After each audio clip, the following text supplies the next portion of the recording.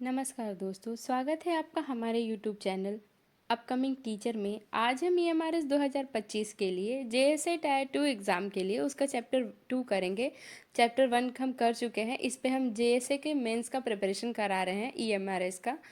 तो आप वीडियो को ज़रूर देखिए। सिलेबस कैसा है ये डिटेल में मैं बना चुकी हूँ, मैं लिंक डिस्क्रिप्शन में दे दूँगी, आप जाके देख सकते हैं। आज हम चैप्टर 2 करेंगे जिसका नाम है ऑपरेटिंग सिस्टम। वीडियो शुरू करने से पहले आप हमारे चैनल अपकमिंग टीचर को सब्सक्राइब करें, वीडियो को लाइक करें, शेयर करें और सपोर्ट करें। तो चलिए वीडियो को शुरू करते हैं।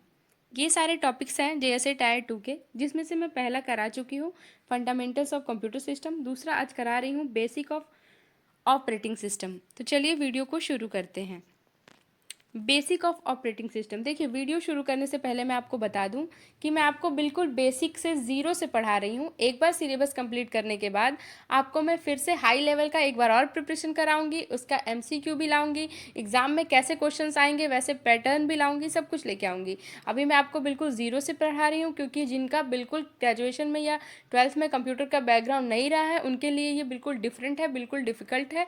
और बिना ज़ीरो से, बिना बेसिक से पढ़े आप जो है इस एग्ज़ाम को नहीं पास कर सकते हैं, ना ऑब्जेक्टिव कर सकते हैं ना सब्जेक्टिव कर सकते हैं। इसीलिए मैं आपको बिल्कुल ज़ीरो लेवल से पहले पढ़ा रही हूँ। उसके बाद आपको एक हाई लेवल का भी मैं पूरा सिलेबस लाऊंगी, MCQ भी लाऊंगी, सब कुछ लेके आऊँगी। तो चलिए देखते हैं ऑपरेटिंग सिस्टम का परिचय। सबसे पहले ऑपरेटिंग सिस्टम का परिचय दिया हुआ है कि ऑपरेटिंग सिस्टम है क्या।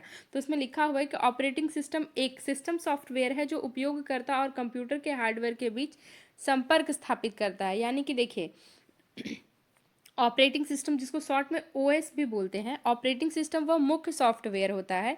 क्या होता है ऑपरेटिंग सॉफ्टवेयर? क्या होता है? एक सॉफ्टवेयर होता है जो कंप्यूटर के सभी हार्डवेयर और यूजर यानी कि हमारे बीच में जो है काम करता है। हार्डवेयर और हमारे बीच में क्या करता है? काम करता है। यह कंप्यूटर को बताता है कि क्या करना है, कैसे करना है और अब कब करना है। जैसे मान के चलिए ना कि ऑपरेटिंग सिस्टम क्या है? कंप्यूटर का मैनेजर है। जैसे किसी कंपनी का मैनेजर होता है ना, वैसे ऑपरेटिंग सिस्टम कंप्यूटर का मैनेजर है और इसके बिना कंप्यूटर चालू तो हो सकता है लेकिन काम नहीं कर सकता है। ठीक है। देखिए क्या लिखा हुआ है परिचय में कि ऑपरेटिंग सिस्टम वह सॉफ्टवेयर है जो कंप्यूटर के हार्डवेयर और सॉफ्टवेयर के संसाधनों का प्रबंधन करता है तथा प्रोग्रामों को सेवाएं प्रदान करता है। ठीक है। जिसे देखिए, जब हम कंप्यूटर या मोबाइल चालू करते हैं, ठीक है, तो सबसे पहले क्या होता है, उसमें ऑपरेटिंग सिस्टम ही लोड होता है। जब हम कंप्यूटर या मोबाइल फ़ोन को स्टार्ट करते हैं तो उसमें सबसे पहले ऑपरेटिंग सिस्टम ही लोड होता है। यानी कि हमारी दी हुई कमांड उसमें सबसे पहले, जैसे फाइल खोलना, ऐप चलाना, वीडियो देखना, ये सब को समझकर कंप्यूटर के हार्डवेयर तक पहुंचाता है और काम करवाता है। तो ऑपरेटिंग सिस्टम का आसान भाषा में समझे तो क्या काम होता है? कंप्यूटर को चालू कराना, सॉफ्टवेयर और ऐप्स को चलाना, कीबोर्ड, माउस, प्रिंटर जैसे कि डिवाइस कंट्रोल करना, या फाइल या फोल्डर को संभालना, मेमोरी और प्रोसेसर का क्या करना? सही उपयोग करना। ठीक है। चलिए आगे देखते हैं। ये फिर यही सेम चीज़ इंग्लिश में लिखा हुआ है कि इंट्रोडक्शन ऑफ ऑपरेटिंग सिस्टम क्या होता है। An operating system OS is the system software that acts an interface between the user and the computer hardware. फिर इसका डिफिनेशन है, the operating system is system software that manage computer hardware and software resource and provide service to computer programs. चलिए आगे बढ़ते हैं। आगे है operating system की आवश्यकता और यदि ऑपरेटिंग सिस्टम ना हो तो। Need of operating system without an operating system, मतलब दोनों के बारे में दिया हुआ है। ठीक है। तो पहले हम पढ़ेंगे ना, उपयोगकर्ता हार्डवेयर से संपर्क नहीं कर सकता। ठीक है। अगर ऑपरेटिंग सिस्टम नहीं होगा तो the user can not interact with the hardware. बिल्कुल सही बात है, कंप्यूटर चालू ही नहीं होगा, हार्डवेयर काम ही नहीं करेगा, स्क्रीन खाली का खाली रह जाएगा, काली या खाली रह सकती है। प्रोग्राम सही ढंग से नहीं चल सकते, program can not run properly. ठीक है। प्रोग्राम जो है बिना ऑपरेटिंग सिस्टम के क्या होगा? सही से नहीं चल सकता है। मेमोरी का सही प्रबंधन संभव नहीं है, memory can not be manage efficiently, मतलब जो है मेमोरी जो है सही तरीके से काम नहीं करेगा। ऑपरेटिंग सिस्टम कंप्यूटर को उपयोगकर्ता के लिए सरल बनाता है। The OS makes the complete the OS makes the computer user friendly and function. Operating system जो है कंप्यूटर को क्या करता है? आसान बनाता है, सरल बनाता है। कंप्यूटर बिना OS के जो है कंप्यूटर काम करता ही नहीं है। तो ये हम सीधे मशीन से बात नहीं कर सकते। OS जो है हमारी कमांड को समझकर कंप्यूटर तक पहुंचाता है। ठीक है, आसान भाषा में मैं आपको समझा देती हूँ यहाँ पे कि ऑपरेटिंग सिस्टम क्या हो गया, ड्राइवर हो गया। किसी गाड़ी का ऑपरेटिंग सिस्टम क्या हो गया, ड्राइवर हो गया। और कंप्यूटर क्या हो गया, गाड़ी हो गया। मतलब ऑपरेटिंग सिस्टम गाड़ी चलाएगा तभी गाड़ी चलेगा, यानी कि कंप्यूटर जो है ऑपरेटिंग सिस्टम से ही चलता है। अगर ड्राइवर नहीं होगा तो गाड़ी नहीं चलेगा। बिल्कुल, ऑपरेटिंग सिस्टम हमारा ड्राइवर हो गया और कंप्यूटर हमारा गाड़ी हो गया। तो ऑपरेटिंग सिस्टम जो है वो कंप्यूटर की जान है और बिना इसके कंप्यूटर काम करने के लायक नहीं रहता है। चलिए आगे बढ़ते हैं। ऑपरेटिंग सिस्टम के मुख्य कार्य। अब ऑपरेटिंग सिस्टम के क्या क्या कार्य हैं ये इसमें हम पढ़ेंगे। तो देखिए, सबसे पहले है प्रक्रिया प्रबंधन। प्रक्रिया प्रबंधन यानी कि प्रोग्रामों का निष्पादन को नियंत्रित करता है। सीपीयू का समय पर का आवंटन करता है। बहुकार्य मल्टी टास्किंग काम करता है। ठीक है, तो प्रोग्रामिंग प्रबंधन यानी कि जो मैनेज करता है, देखिए यहाँ पे इंग्लिश में लिखा होगा प्रोसेस मैनेजमेंट। प्रोसेस मैनेजमेंट का जो काम होता है, कैसे हो गया, तो प्रोसेस मैनेजमेंट का क्या होता है कि कौन सा प्रोग्राम कब तक चलेगा, कौन सा प्रोग्राम कब चलेगा, सीपीयू उसमें कैसे काम करेगा और बहुत सारे काम एक साथ कैसे होंगे, एक साथ कई काम कैसे होगा, ये सब ओएस तय करता है। फिर होता है ना मेमोरी प्रबंधन यानी मेमोरी मैनेजमेंट।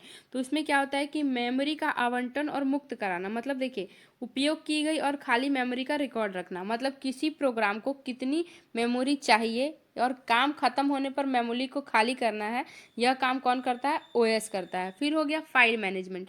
फाइल बनाना, हटाना, व्यवस्थित करना, ये सारा काम किसका होता है, ओएस का होता है।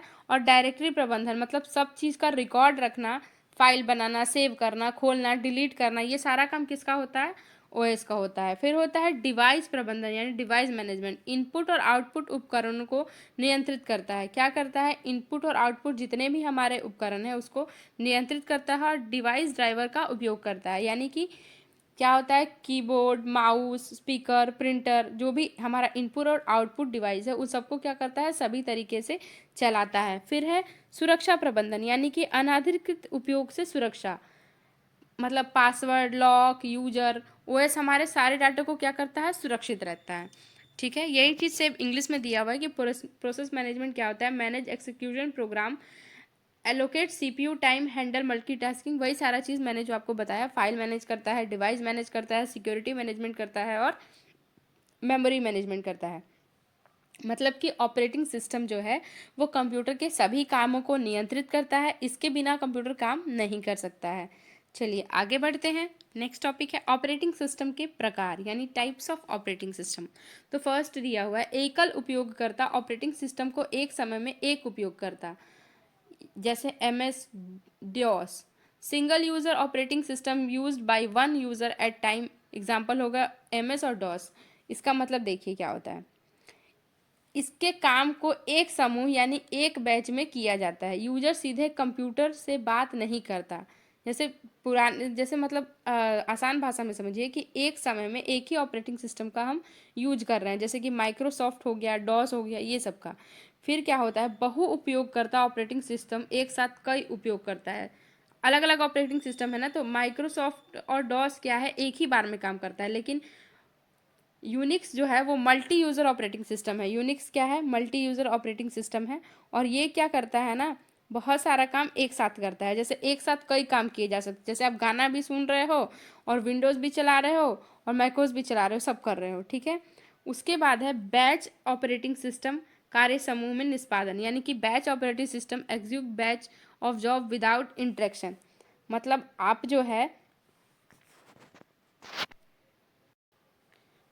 जो है इसमें काम को एक समूह बैच में किया जा सकता है। ठीक है, क्या किया जा सकता है, एक काम को सीधे बैच में किया जा सकता है, समूह में किया जा सकता है।